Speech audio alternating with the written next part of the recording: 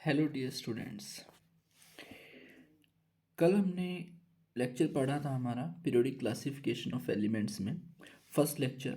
और first lecture में हमने देखा था कि न्यूलैंड्स लॉ ऑफ ऑक्टेव्स पे लास्ट हमने स्टॉप किया था कि न्यूलैंड्स लॉ ऑफ ऑक्टेव्स की लिमिटेशन क्या है, ये हमारा आज का टॉपिक रहेगा।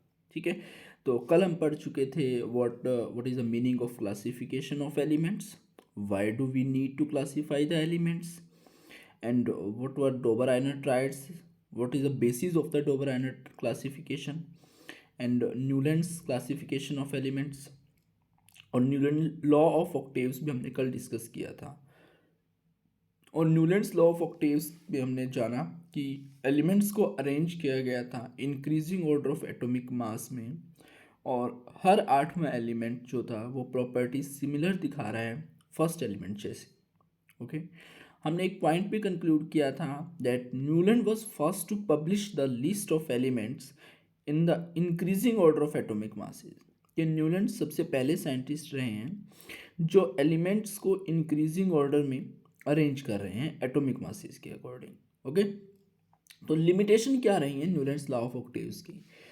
तो लिमिटेशन में सबसे पहली लिमिटेशन तो ये थी, देखो जब न्यूलैंड ने अपनी क्लासिफिकेशन दी थी उस टाइम पर 56 एलिमेंट्स जाने जाते थे, पर वो सिर्फ कैल्शियम तक ही एप्लीकेबल हो पाया था कि एलिमेंट्स को हम अरेंज करते हैं इंक्रीजिंग ऑर्डर में और हर आठवें एलिमेंट की प्रॉपर्टी रिपीट करेगी। तो ये सिर्फ कैल्शियम तक ही एप्लीकेबल था। आफ्टर कैल्शियम, कैल्शियम के बाद every eighth element does not possess the property similar to that of the first element. कि आठवें एलिमेंट के बाद कैल्शियम के बाद हर आठवें एलिमेंट की प्रॉपर्टी सिमिलर नहीं आ रही थी। ओके, तो हम क्या कह सकते हैं कि this law was only applicable up to calcium. Second point, this law was applicable to lighter element, सिर्फ हल्के एलिमेंट पे ही काम कर रहा था, हैवी एलिमेंट्स पे ही काम नहीं कर रहा था। एंड नेक्स्ट वन, न्यूलैंड ने मतलब कंसिडर कर लिया था कि और एलिमेंट जो है वो डिस्कवर नहीं होंगे, कोई फर्दर एलिमेंट डिस्कवर ही नहीं होंगे, 56 एलिमेंट और 56 एलिमेंट ही रहेंगे, ऐसा न्यूलैंड ने जो है कंसिडर कर लिया था। पर बाद में डिस्कवरियाँ हुई, बहुत सारे एलिमेंट डिस्कवर हुए, नोबल गैसेस भी डिस्कवर हुई। नोबल गैसेस जैसे धीरे धीरे डिस्कवर हुई तो वो न्यूलैंड की टेबल में कहीं भी फिट नहीं बैठ रही थी। ओके, तो ये कुछ लिमिटेशंस रही हैं न्यूलैंड की क्लासिफिकेशन की। इसके बाद हमारे पास एक और साइंटिस्ट हम कहेंगे लोथर मेयर, उन्होंने एक कर्व दिया हमें जिसको हम एटॉमिक वॉल्यूम कर्व के नाम से जानते हैं। ठीक है, साइंटिस्ट लोथर मेयर, इन्होंने कर्व दिया हमें जिसको हम एटॉमिक वॉल्यूम कर्व के नाम से जानते हैं। Just 1 minute. ओके, तो ये आप देख पा रहे हैं यहाँ पे एक ग्राफ बना हुआ है, कर्व बनी हुई है जिसमें एक्स एक्सिस पर एटॉमिक वेट दिखाए गए हैं और वाई एक्सिस पर एटॉमिक वॉल्यूम दिखाए गए हैं। क्लियर। और इसमें क्या किया गया है, जो एलिमेंट्स हैं हमारे पास उन एलिमेंट्स का एटॉमिक वेट और वॉल्यूम के साथ जो है ग्राफ बनाया गया है। जैसे लिथियम है, इसका एटॉमिक वेट है 9 के आसपास, तो इसकी वॉल्यूम कितनी है, अबाउट 18 और 19 के आसपास है। इस तरीके से एलिमेंट्स जो थे, कुछ एलिमेंट्स जो थे वो पीक पे आ रहे हैं, कुछ नीचे जा रहे हैं, कुछ पीक पे आ रहे हैं, कुछ नीचे आ रहे हैं। तो इस तरीके से एक ग्राफ यहाँ पे ऑब्जर्व किया गया। ठीक है, तो इसमें जो एलिमेंट्स जो हैं हाईलाइट करके दिखाए गए हैं, lithium, sodium, potassium, rubidium, caesium. मतलब जो एलिमेंट्स पीक पे आ रहे हैं, बिल्कुल ऊपर आ रहे हैं वॉल्यूम में, एटॉमिक वॉल्यूम में, वो फर्स्ट ग्रुप के एलिमेंट हम कह सकते हैं lithium, sodium, potassium, rubidium, caesium. Clear. तो क्वेश्चन आता है यहाँ से, नीट जे के एग्जाम्स में भी क्वेश्चन मोस्टली पूछ लिया जाता है कि जो लोथर मेयर ने कर्व दिया था वो कर्व जो है किस किस के बीच में रहा है, मतलब कोऑर्डिनेट्स क्या क्या थे, एक्स एक्सिस और वाई एक्सिस पर क्या क्या टर्म ली गई थी। तो आपने ध्यान रखना है, लोथर मेयर ने एक कर्व दिया था atomic weight and atomic volume के बीच में। ओके, एक्स एक्सिस पर एटॉमिक वेट लिया गया था और वाई एक्सिस पर एटॉमिक वॉल्यूम लिया गया था। सो ध्यान रहेगा सभी को, लोथर मेयर ने एटॉमिक वॉल्यूम कर्व दिया था जिसमें एक्स एक्सिस पर एटॉमिक वेट को नोट किया गया या ड्रॉ किया गया और वाई एक्सिस पर एटॉमिक वॉल्यूम को ड्रॉ किया गया।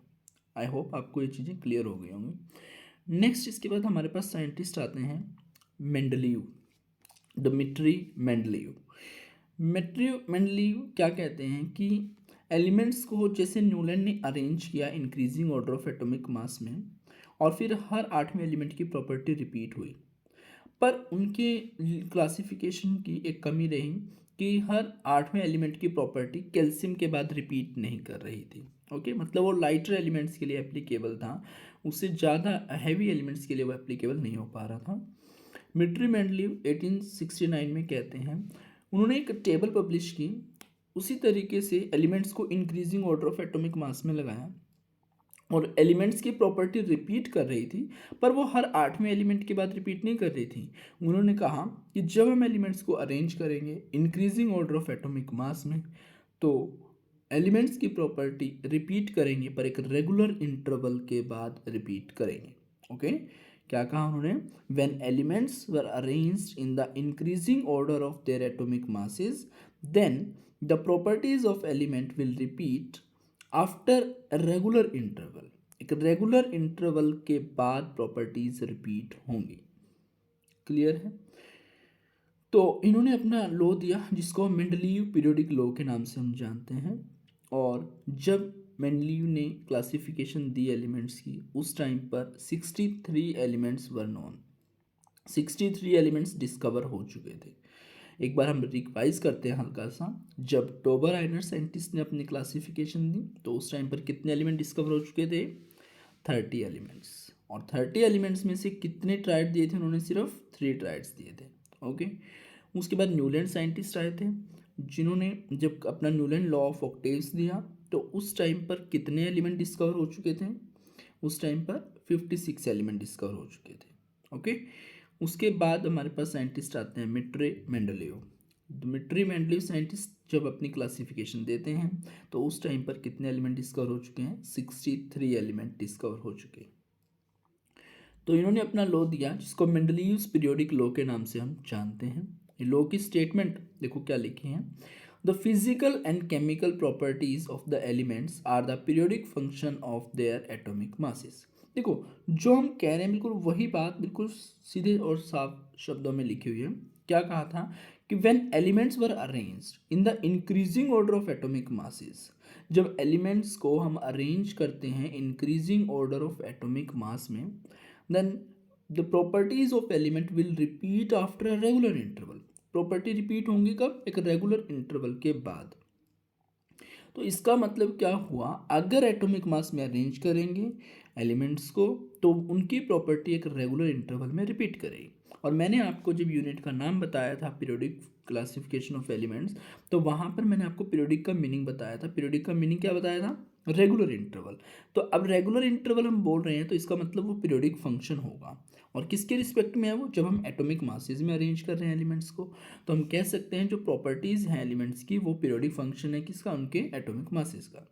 तो बस यही मेंडलीव्स का पीरियोडिक लॉ रहेगा। मेंडलीव पीरियोडिक लॉ स्टेटमेंट क्या है? This law states that the physical and chemical properties of elements are the periodic function of their atomic masses. जो फिजिकल और केमिकल प्रॉपर्टीज होती हैं एलिमेंट्स की, वो पीरियोडिक फंक्शन होती हैं उनके एटॉमिक मास का। ओके, आई होप आपको ये स्टेटमेंट बिल्कुल क्लियर होगी। सिंपल दूसरे शब्दों में मैं क्या बता रहा हूँ आपको, इन्होंने एक टेबल दी थी जिसमें एलिमेंट्स को अरेंज किया गया था increasing order of atomic mass में, और increasing order of atomic mass में रखने के बाद एलिमेंट्स की प्रॉपर्टी रिपीट कर रही थी एक रेगुलर इंटरवल के बाद। सिर्फ यही फ़र्क था। न्यूलैंड ने कहा था कि हम एलिमेंट्स को अरेंज करेंगे increasing order of atomic mass में और हर 8वें एलिमेंट की प्रॉपर्टी रिपीट होगी।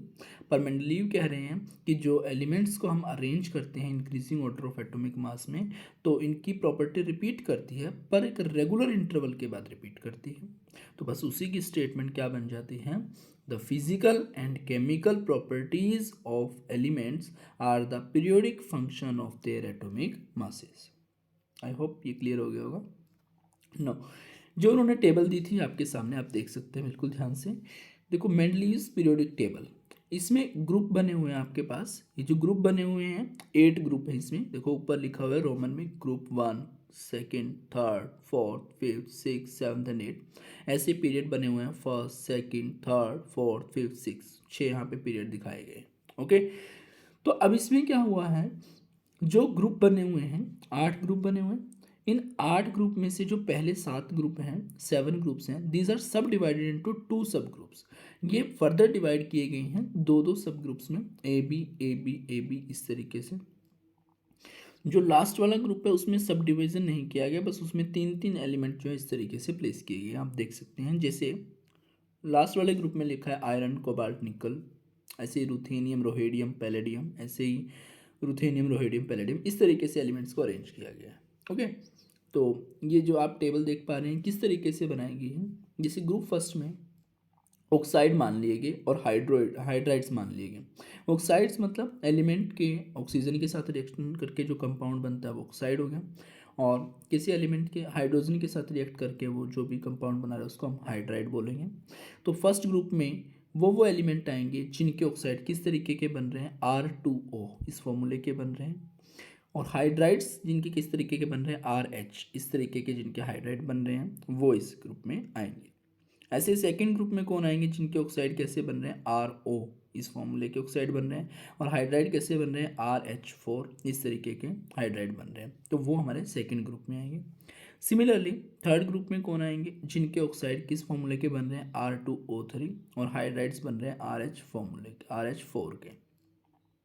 फोर्थ ग्रुप में से RO2 वाले ऑक्साइड आ जाएंगे और हाइड्राइड RH4 वाले आ जाएंगे। ओके, तो इस तरीके से ये टेबल अरेंज की गई। इस टेबल में हमें कुछ खास याद नहीं करना है, खैर तो बस आपको पता होना चाहिए कि इस टेबल में कितने ग्रुप थे, 8 ग्रुप थे, 6 पीरियड हमें दिखाई दे रहे हैं यहाँ पे, और ये 8 ग्रुप में से जो फर्स्ट 7 ग्रुप थे दीज आर फर्दर सब डिवाइडेड, ये सब डिवाइड किए गए थे 2 ग्रुप्स में, जैसे ए बी इस तरीके से।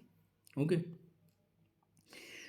तो उसके बाद देखो इसमें किस तरीके से बनाई है ये टेबल। एलिमेंट्स को इंक्रीजिंग ऑर्डर में रखा हुआ है एटॉमिक मासेस के, ठीक है। जैसे हाइड्रोजन है उसका एटॉमिक वेट 1.008 है, ऐसे लिथियम का लिखा हुआ है 6.939 इस तरीके से, बेरिलियम का है 9.012 इस तरीके से। ये सारे आप देख पा रहे हैं increasing order of atomic mass में इनको रखा हुआ है, ठीक है। बिल्कुल ध्यान से देखिए, सभी के एटॉमिक वेट आपको दिखा रखे हैं और इनको इंक्रीजिंग ऑर्डर में रखा हुआ है एटॉमिक वेट के। क्लियर है, कोई प्रॉब्लम है तो बता देंगे एक बार। आप एक बार 8th ग्रुप में देखिए जहाँ पे आयरन, कोबाल्ट और निकल रखा हुआ है। आयरन का एटॉमिक वेट है 55.85, कोबाल्ट का है 58.93 और निकल का है 58.71। जस्ट 1 मिनट, यहाँ देखो आप जो मैंने हाईलाइट किया है, आयरन, कोबाल्ट और निकल। आयरन का एटॉमिक वेट कितना दिखाया है, 55.85, नो प्रॉब्लम। कोबाल्ट का है 58.93, ओके। निकल का है 58.71। अब इन्होंने क्या कहा था कि एलिमेंट्स को हम अरेंज करेंगे increasing order of atomic mass में, एटॉमिक मास के इंक्रीजिंग ऑर्डर में। अब आयरन के बाद कोबाल्ट का एटॉमिक मास ज़्यादा है, इंक्रीजिंग है, ठीक है।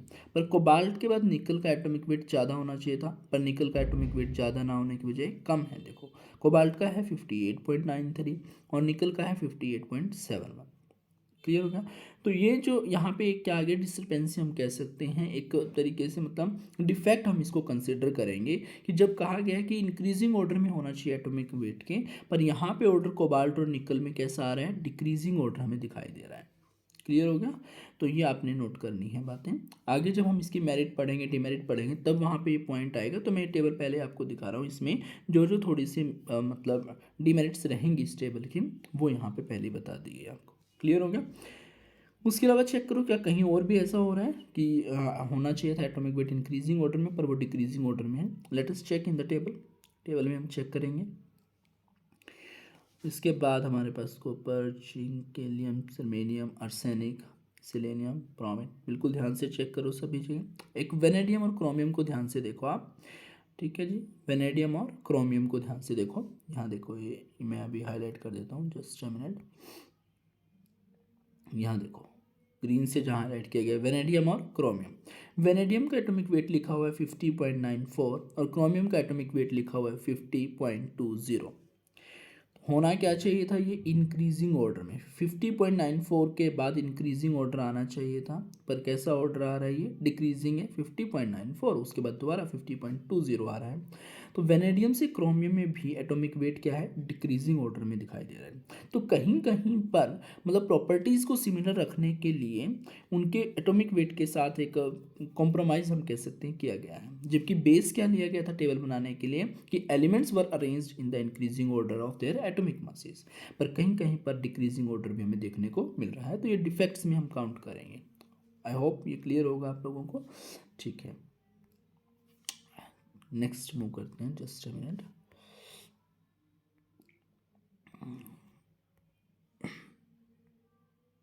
हाँ जी, अब पढ़ते हैं मेंडलीव्स पीरियोडिक टेबल। इसके बारे में कुछ कुछ बातें हम जान लेंगे। जैसे एट दैट टाइम मैंने आपको बताया कितने एलिमेंट डिस्कवर हो चुके थे, 63 एलिमेंट्स वर नोन। तो ध्यान रखेंगे during the classification of Mendeleev's only 63 elements were discovered. इसमें ग्रुप्स क्या होते हैं ध्यान देंगे एक बार, ये टर्म हम जान लेते हैं। What are groups and periods, just a minute. Groups, यहाँ पे एक वर्ड लिखा है ग्रुप्स। ग्रुप्स क्या होते हैं, जो हमारी मॉडर्न पीरियोडिक टेबल या मेंडलीव पीरियोडिक टेबल है उसमें जो कॉलम्स होते हैं वर्टिकल कॉलम्स, क्या vertical columns, vertical columns, vertical columns, उनको हम क्या बोलते हैं, ग्रुप। वर्टिकल कॉलम का मतलब क्या होता है, जो परपेंडिकुलर होते हैं। क्या होते हैं, जो परपेंडिकुलर होते हैं। जैसे पीछे टेबल में देखो, सॉरी, आप ध्यान से देखेंगे। जैसे मैं आपको बता रहा हूँ परपेंडिकुलर का मीनिंग क्या है। जैसे ये इस तरीके से है, तो ये क्या हुआ, एक ग्रुप हुआ। ये क्या हुआ, एक ग्रुप हुआ। ये क्या है, ग्रुप है, ये ग्रुप है। तो ये क्या है, वर्टिकल कॉलम्स हम इनको बोलते हैं, these are groups. So definition आ जाती है कहीं पर पेपर में directly, what are groups in the modern periodic table, तो या मेंडलीव पीरियोडिक टेबल। तो आप कहेंगे the vertical columns in a modern periodic table और Mendeleev periodic table are known as the groups. Vertical columns, vertical का मतलब जो अर्थ के परपेंडिकुलर, आप समझ सकते हैं। जैसे ये हम दिखा रहे हैं कि ये क्या है, एक ग्रुप है, ये क्या है, ग्रुप है, ये वर्टिकल है, परपेंडिकुलर है अर्थ के, ठीक बात है। तो ये वर्टिकल कॉलम्स क्या कहलाते हैं, ग्रुप कहलाते हैं।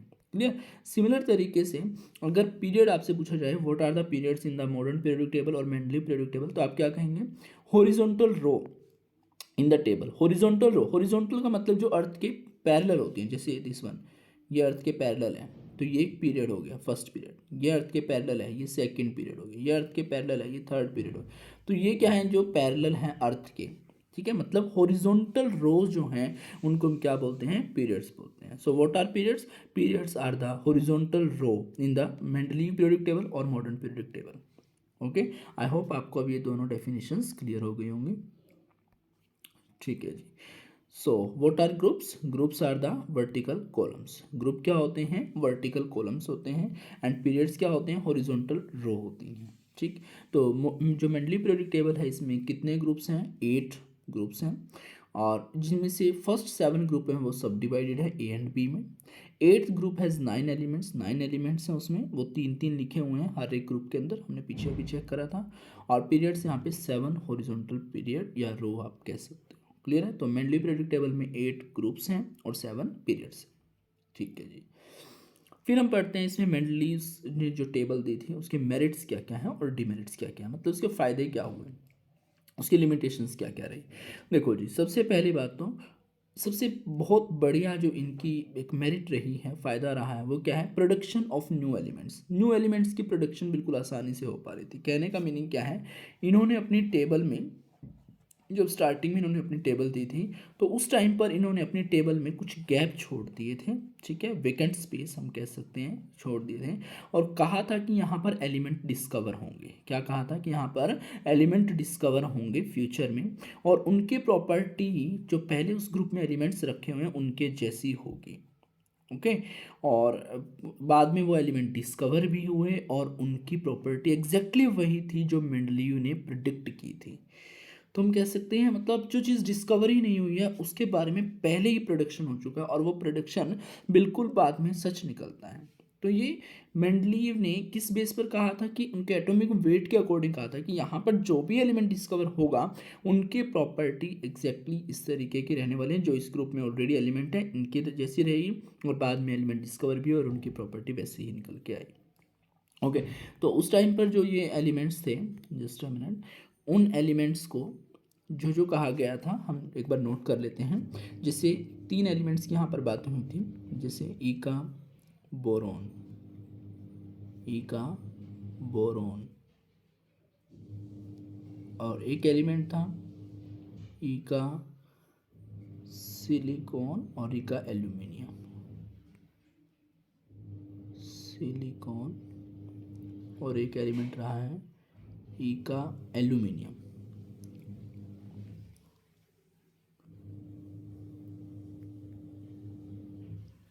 ओके, देखो वहाँ पर 3 स्पेस छोड़ दिए गए और उनको क्या कहा गया, ई का बोरोन, ई का सिलिकॉन, ई का एल्यूमिनियम। ई का वर्ड जो संस्कृत भाषा से लिए गए, ई का मतलब जो पहले ही प्रेडिक्ट कर रहे हैं हम उसके लिए यहाँ पे यूज़ कर रहे हैं, ई का बोरोन, ई का सिलिकॉन, ई का एल्यूमिनियम। ओके, ये वहाँ पर स्पेस छोड़ करके और उनको ये नाम दिए गए थे। इनकी जगह पर जो एलिमेंट डिस्कवर हुए फ्यूचर में वो कौन कौन से थे, जरा ध्यान देंगे।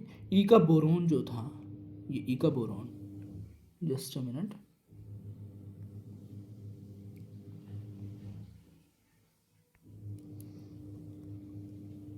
ई का बोरोन, हाँ जी, ई का बोरोन, ई का बोरोन, ई का बोरोन। इसकी जगह पर जो एलिमेंट लिया डिस्कवर हुआ था बाद में, वो कौन सा था, स्कैंडियम। क्या था वो एलिमेंट, स्कैंडियम, सिंबल लिख रहा हूँ मैं इसका SC, स्कैंडियम एलिमेंट था।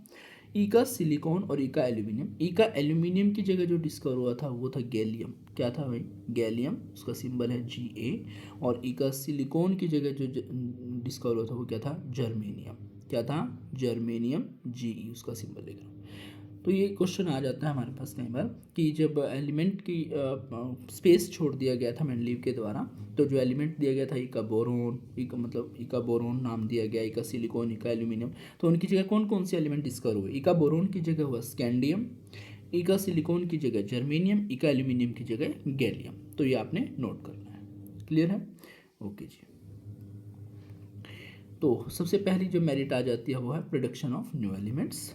उसके बाद सेकंड जो मेरिट आते हैं वो systematic study of the elements. Element को हम सिस्टमेटिक वे से स्टडी कर पा रहे हैं। जब एलिमेंट्स को अरेंज कर दिया increasing order of atomic masses में, तो आसानी से उनकी स्टडी हो पा रही है। बिल्कुल ध्यान से हम मतलब एक एक करके उनके ऑक्साइड्स, उनके हाइड्रोक्साइड्स जो उनको हम स्टडी कर सकते हैं।